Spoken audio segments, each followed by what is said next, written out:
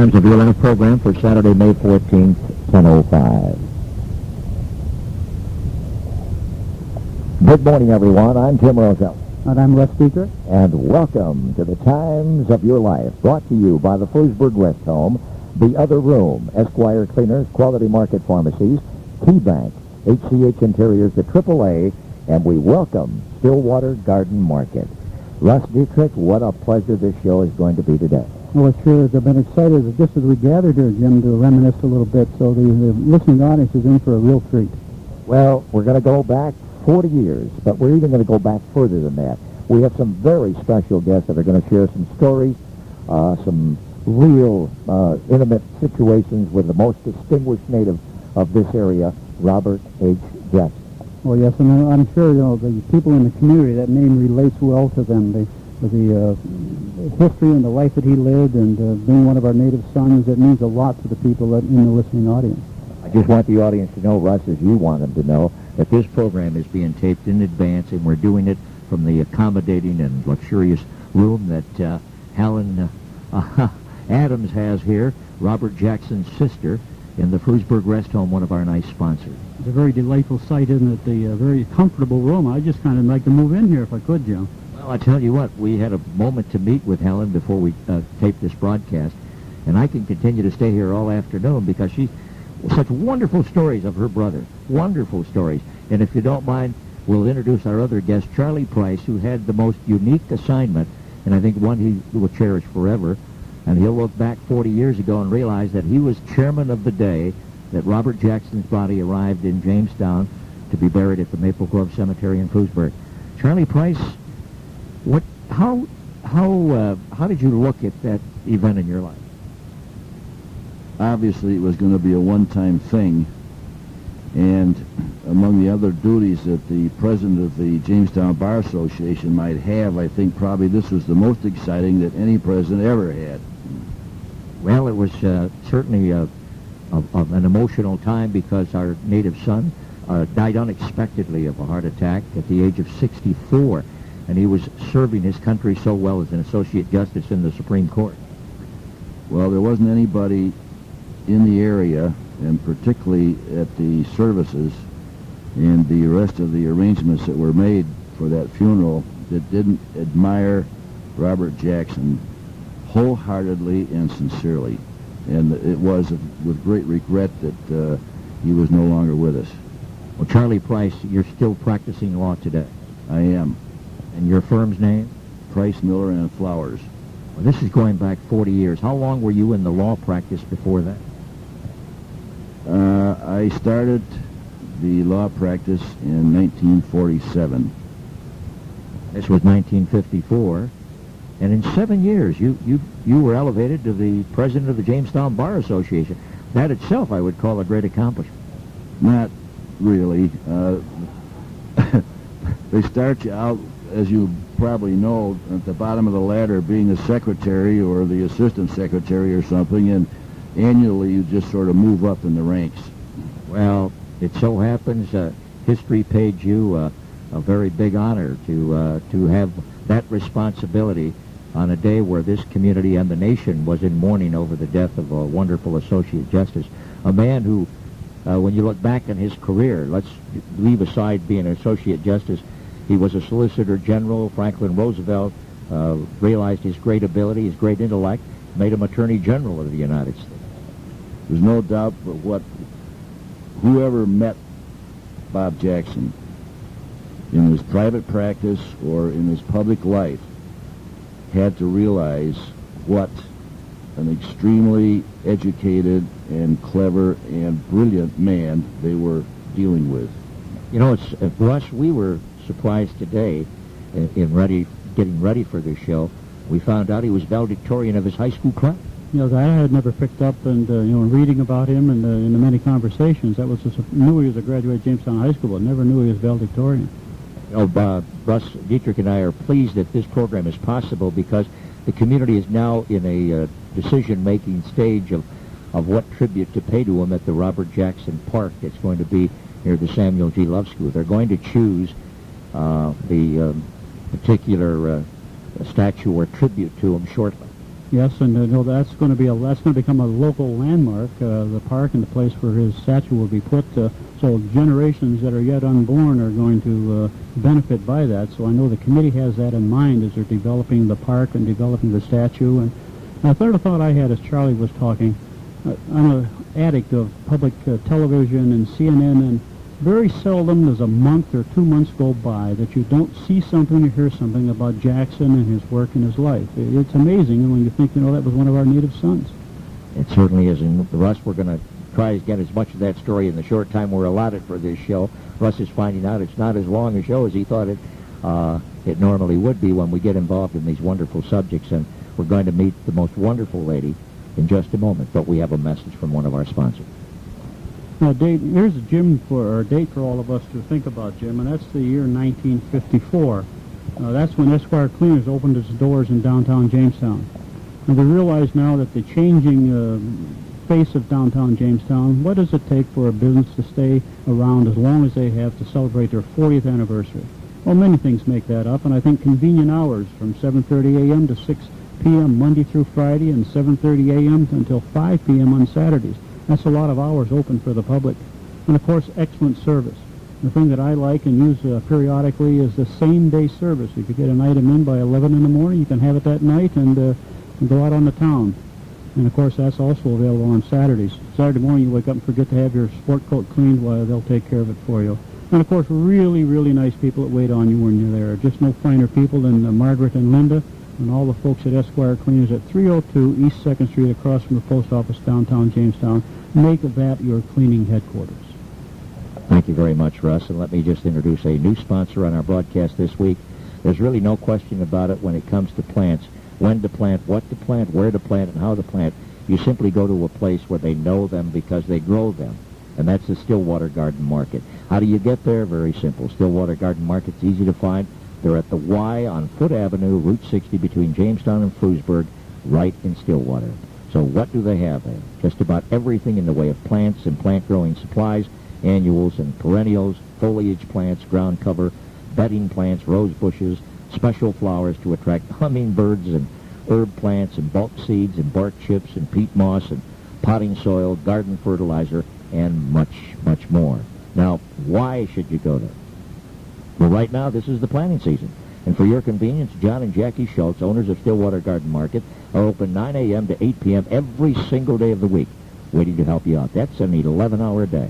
This year, take the question mark out of gardening by visiting Stillwater Garden Market at the Y. I like that. Route 60, south in Stillwater. Let me take a moment and introduce a lovely lady who's going to share some very, very intimate moments with her brother. And, of course, we're speaking of Helen Jackson Adams. Thank you so much for letting us use your wonderful Adobe here and giving us a glimpse back into the history of your family and your famous brother.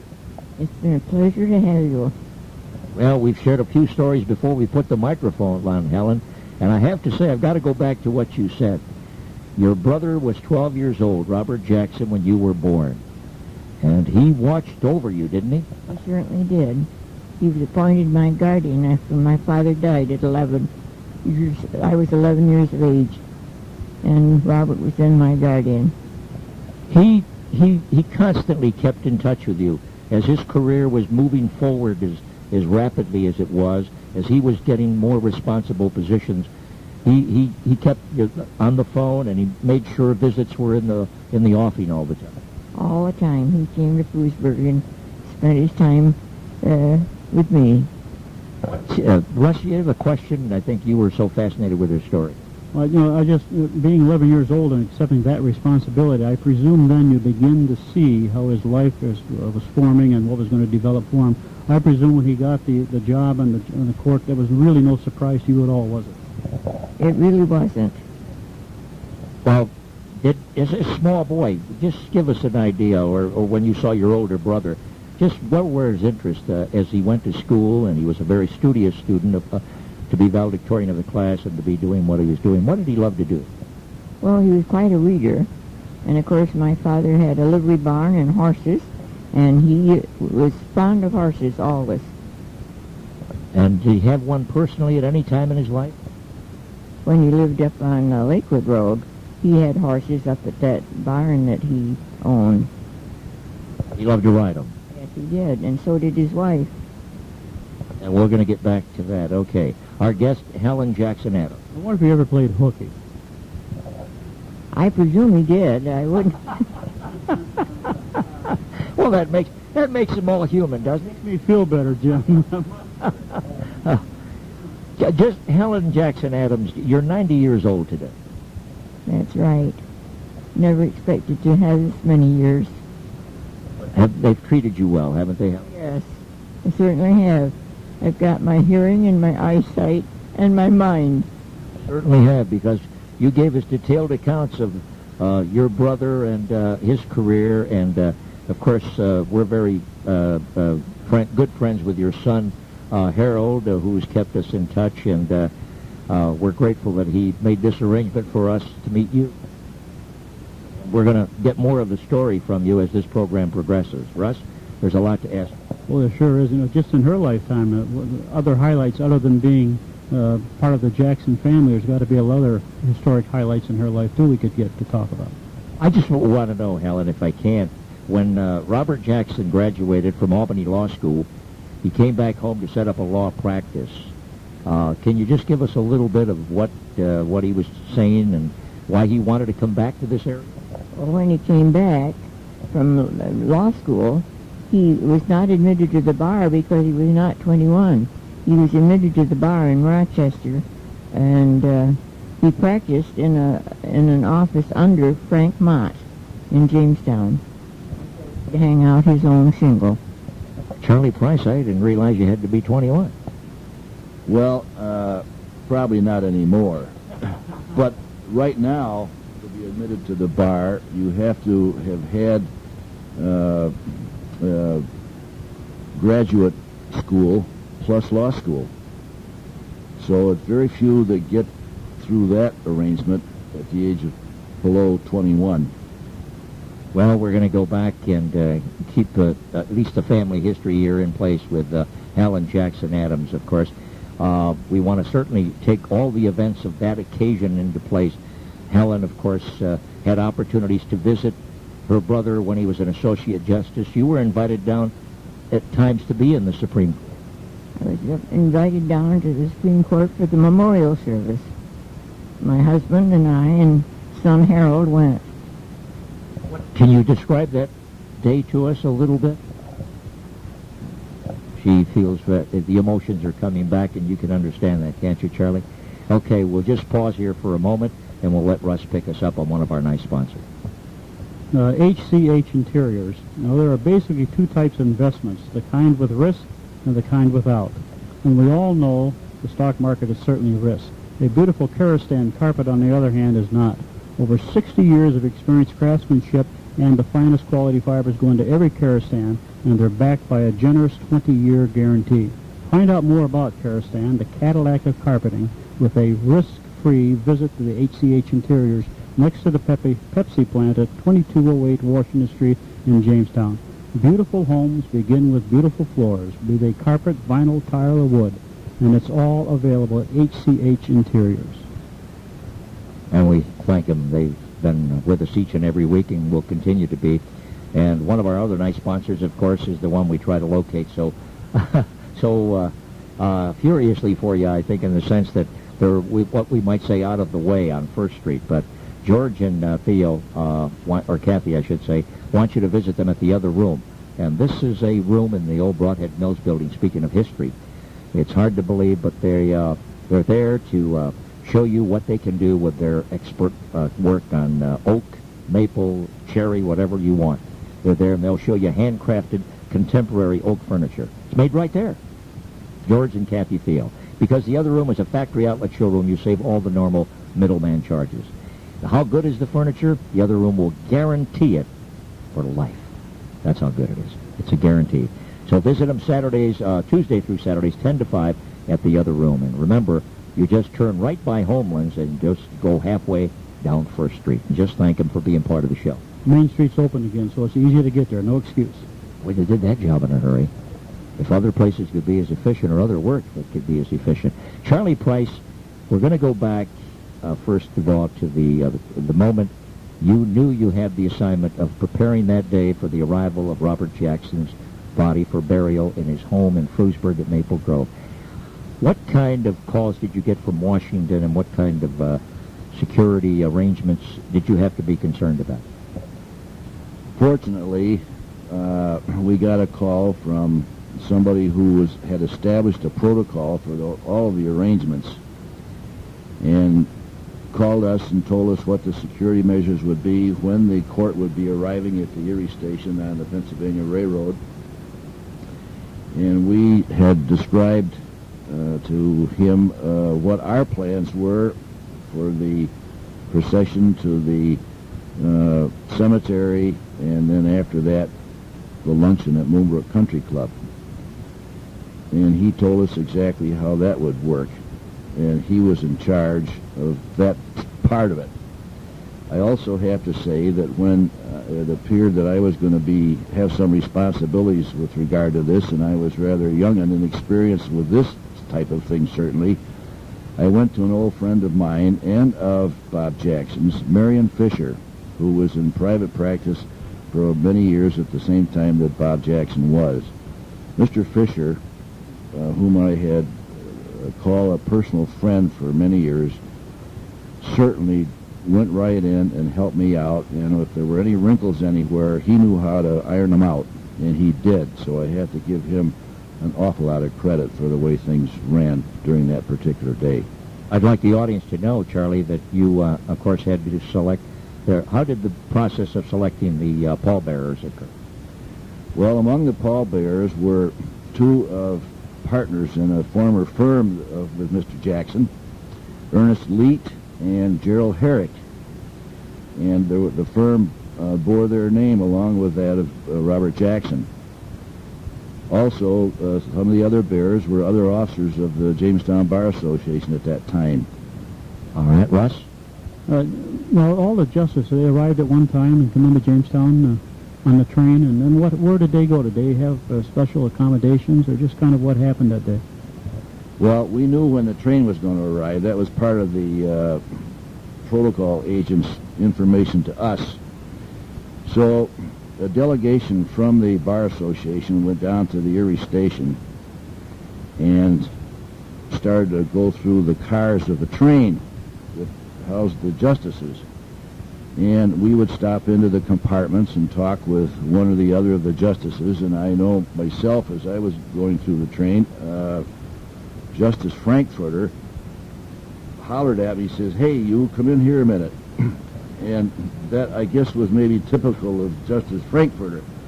But in any event, I went in and he said, "Sit down, I want to ask you a few questions," which he proceeded to do in a very kindly way. And he was probing about the area and what was going on for the day and all that sort of thing. And I'm sure that the other delegation from the bar who were going through the train got the same treatment from the justices whose compartments they went in to visit. We visited around like that for a while until it got to be time for the funeral services at St. Luke's Episcopal Church.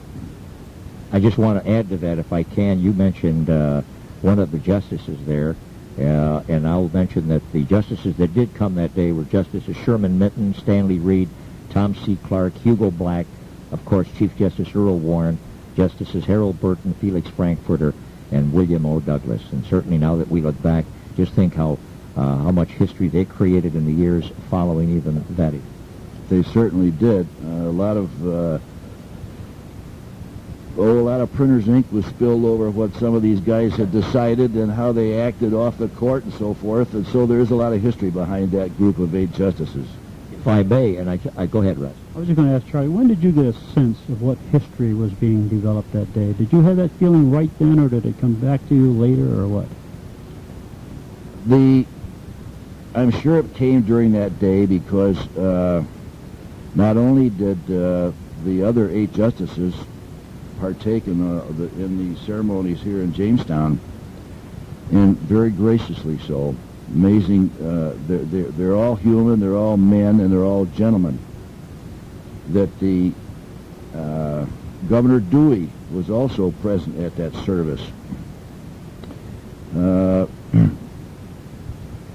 When I remember, not only were the Supreme Court justices present at the luncheon, but we had several justices of the appellate division courts in New York State, all of the local justices, the local Supreme Court of New York justice, and the county court justice and the surrogate's court judge, all present, and I got many, many calls from a lot of so-called quote-unquote bigwigs who wanted to attend that luncheon.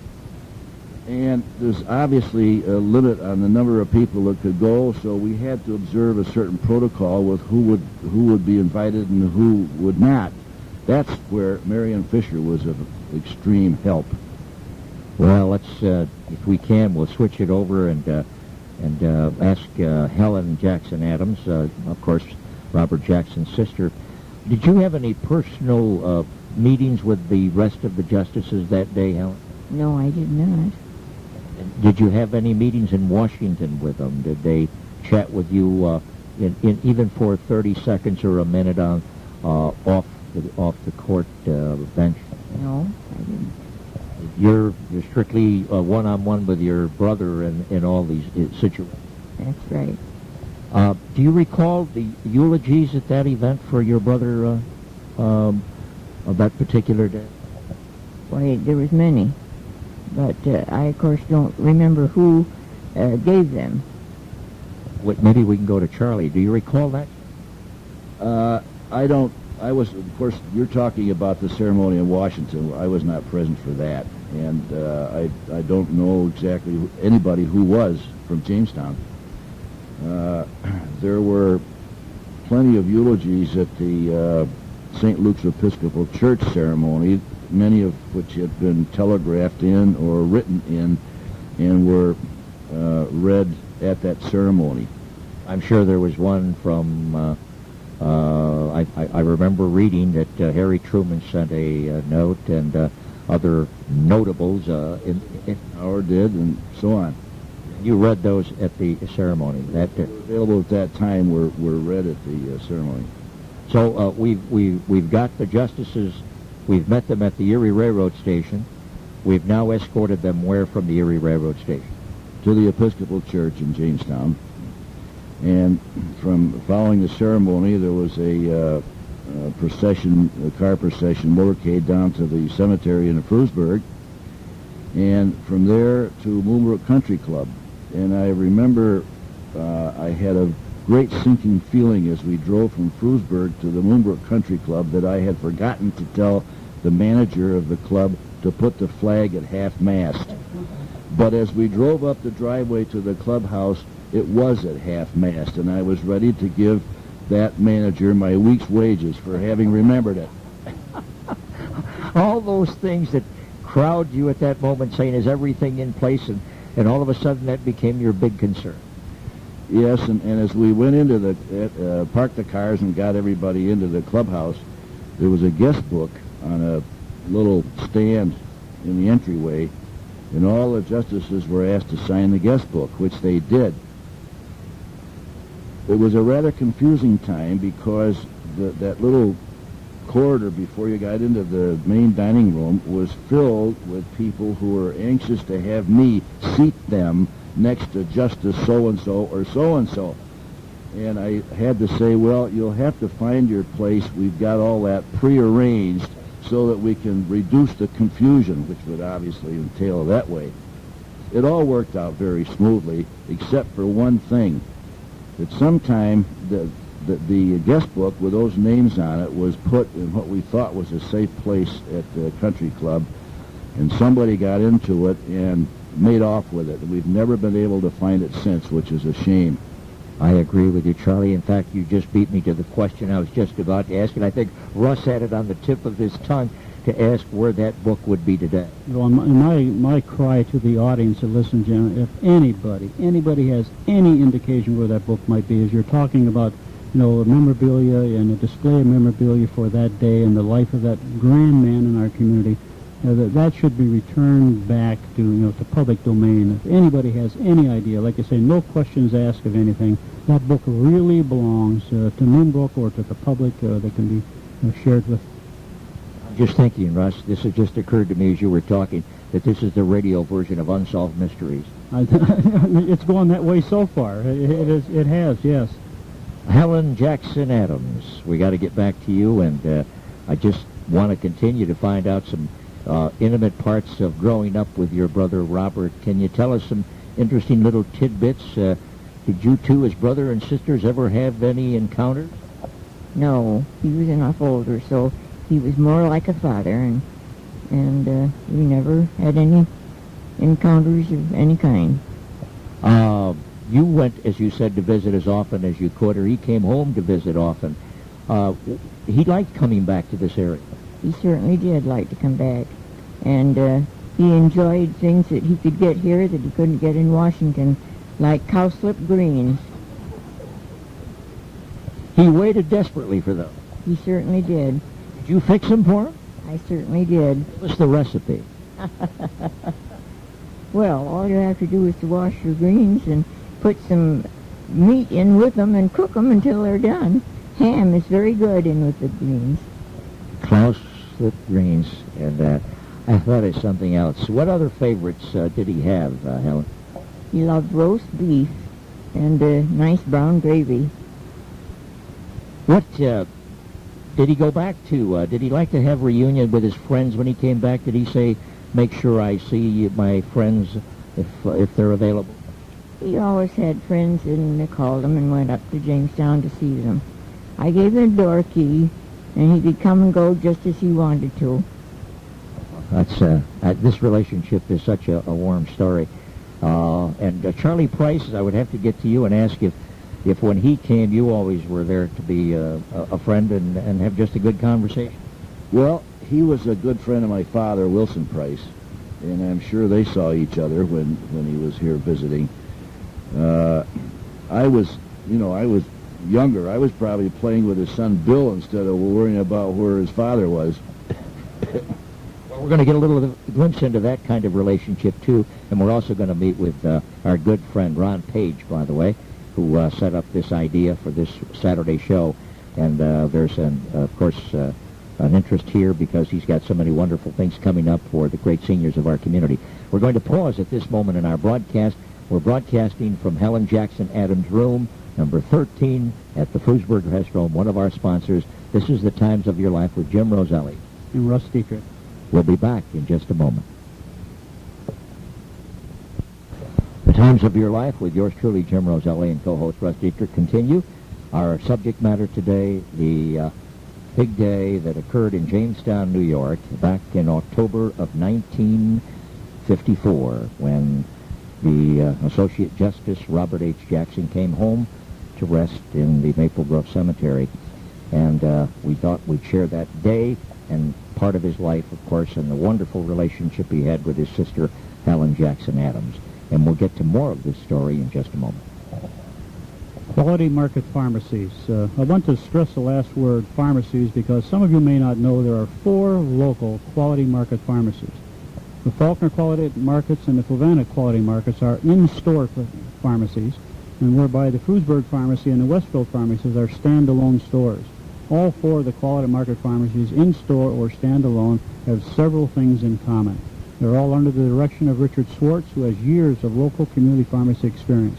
All are open Monday through Saturday, providing the most complete drug and sundry lines, professional staffing, and the highest standards of integrity. So make Quality Market Pharmacies your stop the next time you need any of their services. You know, Russ, just this past week, they just held a wonderful opportunity here at the Frewsburg Pharmacy, which is a Quality Market Pharmacy, used to be the Frewsburg, and they gave citizens of our community a chance to find out about the EPIC program. And if they were eligible for it, it was going to be cost-saving. So that's another of the nice things they do. Let me just say, we're broadcasting from room 13 of the Frewsburg Rest Home, one of our nice sponsors. You know, the commercial can actually be delivered today by Helen Jackson Adams. She's been here how long?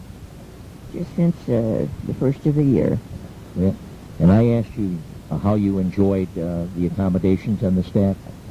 very fine. They're very friendly and they do all they can to make it pleasant for you here. I'm sure you do all you can to make it pleasant for them, and I think they enjoy your company. You have a very, very nice room here.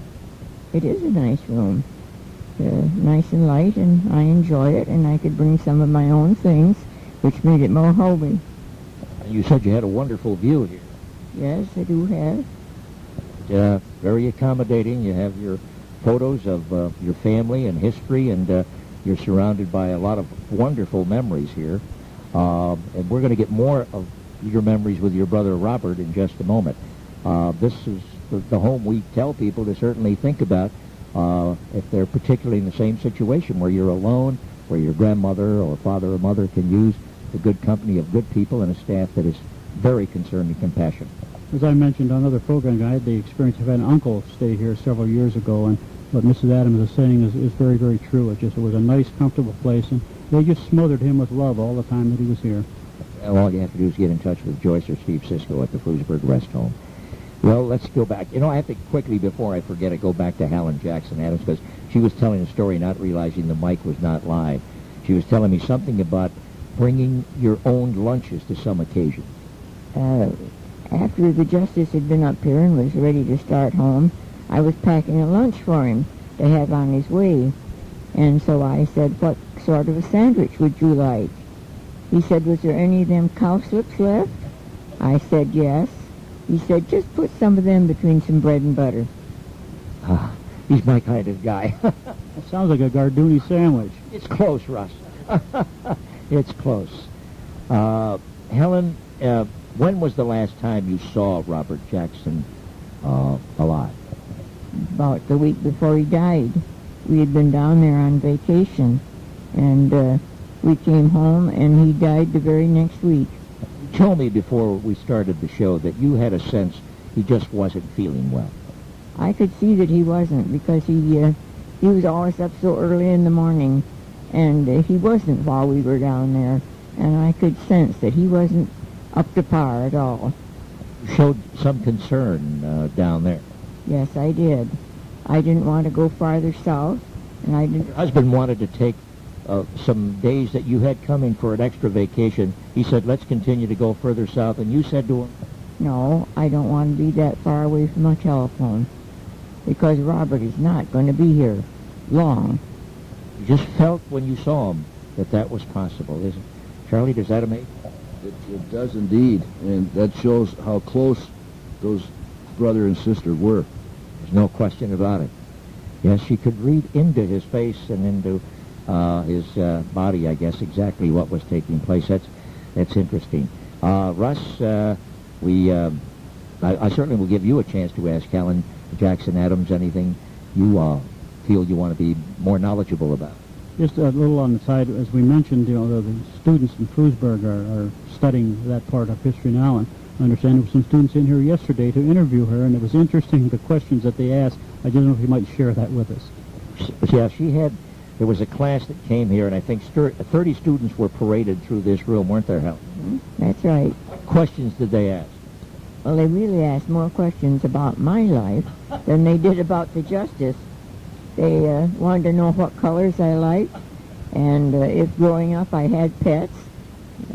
I tried to answer them, and they also wanted to know who my best friend was. I told them that would be impossible to answer, that I had lots of friends in Frewsburg.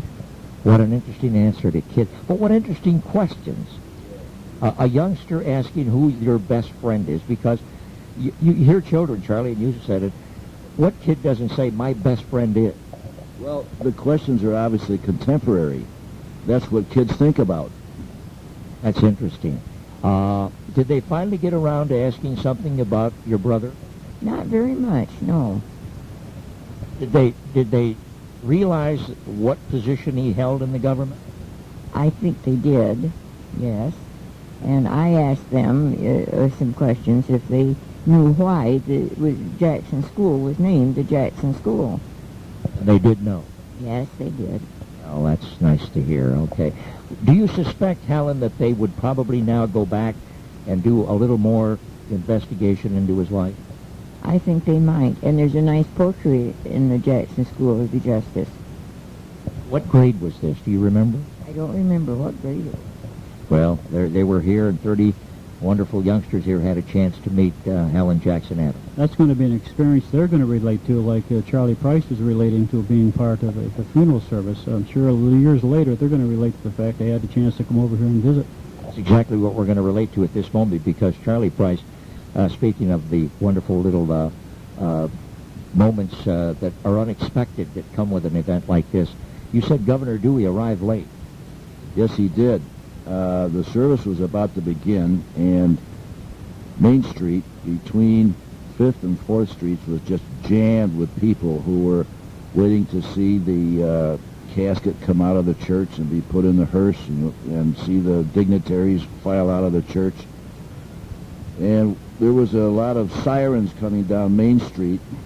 We weren't told for sure whether Governor Dewey was going to be there or not, but we had to believe when we heard all that noise outside that it was Governor Dewey. And he had 3 state police cars in front of his car, clearing the way with their sirens of this crowd that was on Main Street, until they got down opposite the entrance to the church, and then they stopped, and the governor came out and went into the church.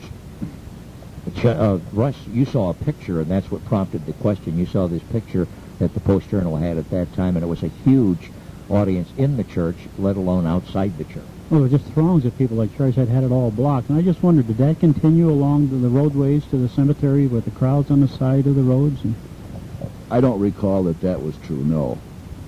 But in some observers along just to see the funeral procession come by, but it was not like, it wasn't all that noticeable.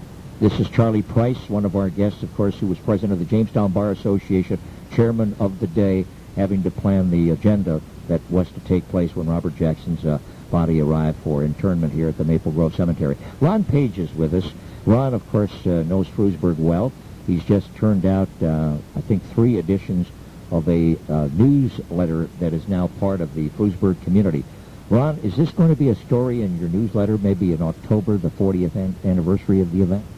we'll be doing a lot with this. I'm working with the schools right now, and the Frewsburg Enterprise newspaper, which we have reprised, it slept for almost 100 years. It was discontinued in 1895, and we've revived it now, and it's had a very, very good reception in Frewsburg, and we will definitely have to hit on a hometown boy.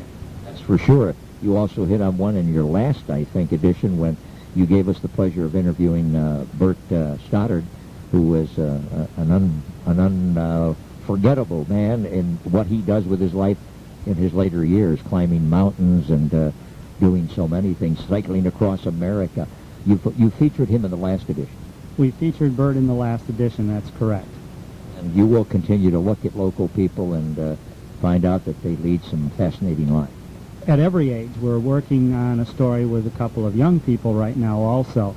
But that's the fascinating part about a small community. You can really get to know these people, and the unfortunate part is that the mass media has sort of gone past these people, but the small media, like the local newspaper, has an opportunity to reintroduce these people to their community. That's a wonderful adventure. We wish you the greatest success, Ron Page. Russ, let me just say that we were talking about history here, and I'd like Charlie Price to know this, and Helen Jackson Adams, just to go back to the year 1892 when he was born, when Robert Jackson was born. The Pledge of Allegiance is composed as a commemorative gesture for the discovery of America 400 years earlier. That's sort of timely, isn't it, when you think about it? Telephone service between New York City and Chicago begins in 1892, when Robert Jackson was born. And then, right, and you go there and the New York State Thruway is open to traffic and the price of gasoline rises to 29 cents a gallon. First of all, I had to get the telephone in place. Helen, do you remember your first encounter with the telephone? Well, we had a phone when I can first remember. We had a telephone, and lots of neighbors and so on came in to use it because they didn't have one. That's when everybody shared those sort of things. I remember when television came out, and we waited to become friendly with anybody who had a set. We go over and see the Friday night fights. That's right. Are you still interested, Helen, in the politics of the nation because of your brother? I certainly am. I'm interested in who's going to be our new justice on the court. There's a vacancy that President Clinton has to fill. You're following that closely, aren't you? Yes, I am. Do you by any chance have a favorite? Do you know of somebody you admire and would like to see get the position? No, I really don't. You're very curious. That's right, I am, and I hope it's a good man. Well, we all hope so, aren't you? Or a woman.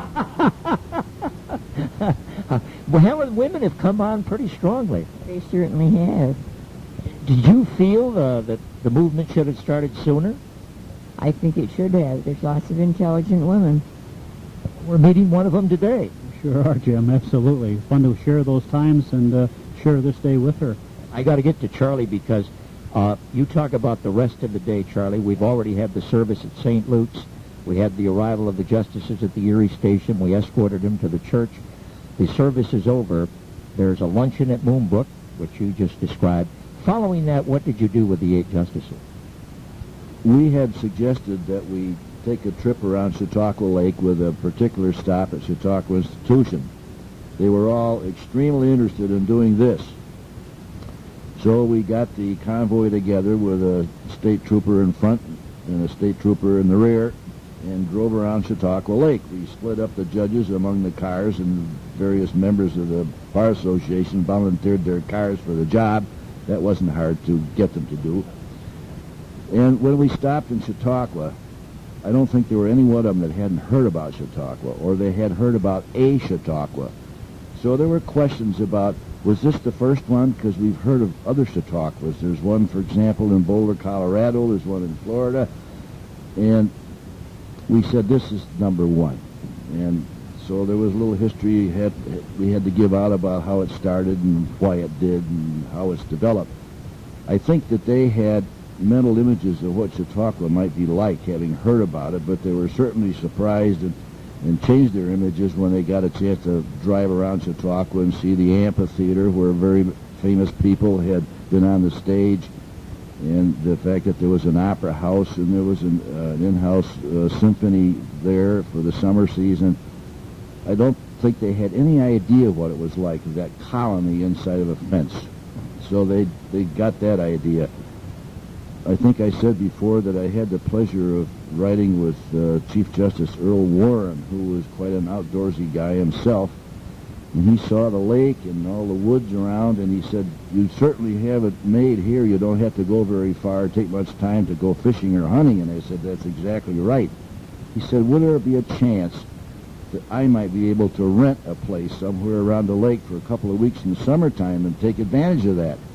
I said, there certainly would. All you would have to do was to get a hold of me or any of the other guys here in Jamestown, and we could certainly set that up for you. So they all had a great interest in I was happy to show them what a beautiful county we have. And we continue to try to, again, spotlight to the local people what we sometimes take for granted, but look how outsiders see it immediately. That's true. We can be proud of it because they enjoyed it, and I think they were startled by how beautiful it was. Did they go home that same day? Did they go back to Washington, D.C. that night? Yes, they did. The train, and then the train went on down to Washington. So following the visit to Chautauqua Institution and the ride around the lake, it was time to come back to Jamestown and get them on the train to go back to Washington. That's correct. Did you see them off at all, Helen Jackson Adams? No, I did not. I saw them all at the cemetery, and it was a beautiful day. Just a nice day, sun shining and beautiful. Well, I know we're coming up to the 40th anniversary of the event here in October. The community, of course, is focusing in on the wonderful tribute and the park. I would imagine you're going to be very excited when that happens. I certainly am. You'll be there. I hope I'm able. I'm sure you will be. Russ, can you believe that it's almost time that we conclude this program, and I don't know if we've touched every base with Charlie Price, who was the chairman of that day, president of Jamestown Bar Association. One question, Russ, and if you don't mind, I'll ask Charlie. What are the odds, Charlie Price, of another man in law in this area saying someday he can be an associate justice in the Supreme Court? I wouldn't want to say, because I think if somebody had asked that question when Bob Jackson got out of law school, they'd have the same answer. Who's to know?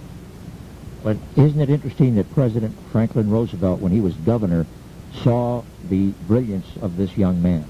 No doubt about it. It was evident. Even the lawyers that were in private practice at the same time he had to admire his abilities, and they did, and they said so. Well, Charlie, on behalf of Russ, we thank you for sharing these wonderful stories. It's been my pleasure, and I've certainly been happy to meet Helen Adams and to talk with her and to listen to her stories, too. Oh, we are forever going to be eating cowslip greens. This is one program, like I say, this is a keeper, Jim. This is, yes, it stays on. Helen Jackson Adams, we thank you so much for sharing the wonderful stories. There are 1,001 more that you could tell us about your brother. How do you remember him best, if I may ask, in concluding this program? Well, he was a wonderful brother. That wraps it up. Yes. Russ, nice working with you again. Ron Page, thanks for stopping in. Jim, this is going to be another nice program. The audience is going to be thrilled with this one. Thank you. And our guests, or our sponsors, Frewsburg Rest Home, The Other Room, Esquire Cleaners, Quality Market Pharmacies, Key Bank, HCH Interiors, the AAA, and certainly we're glad to add to that list, Stillwater Garden Market.